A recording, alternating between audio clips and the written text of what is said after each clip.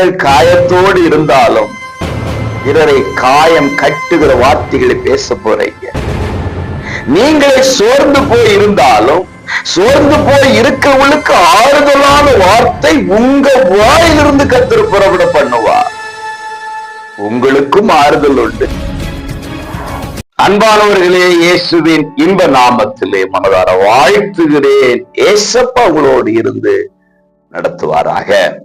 எரேமியா 1:9 கர்த்தர் தமது கரத்தை நீட்டி என் வாயை தொட்டு இதோ என் வார்த்தையை உன் வாயிலே வைக்கிறேன் என்கிறார். பிரியமானவர்களே, இன்றைக்கு கர்த்தருடைய கரம் நீட்டப்படுகிறது.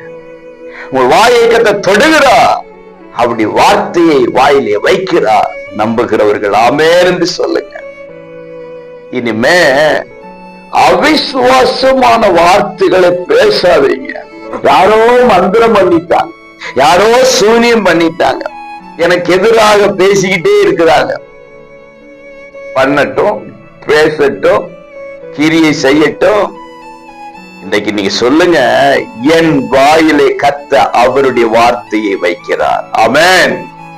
இன்றைக்கு உங்க வாயிலே கர்த்தர் தம்முடைய வார்த்தையை வைக்கிறார். உங்களுக்கும் ஆறுதல் உண்டு, உங்கள் மூலம் பிறருக்கும் ஆறுதல் உண்டு. உங்கள் வார்த்தைகள் அநேகருடைய வாழ்க்கையை கட்டப்போகிறது. உங்களையும் கர்த்தர் கட்டுவார். பிறரை ஆசீர்வதிங்க, பிறரை வாழ்த்துங்க, பிறருக்கு ஆறுதலான வார்த்தைகளை பேசுங்க, பிறரை உற்சாகப்படுத்துங்க. அப்ப கர்த்தர் பார்ப்பாரு, அவர் தம்முடைய வார்த்தை உங்க நாவிலே வைத்து உங்களை ஆசீர்வதிப்பார். விசுவாசிங்க, அவருடைய வார்த்தை வாயிலே வைக்கப்படுகிறது. God bless you.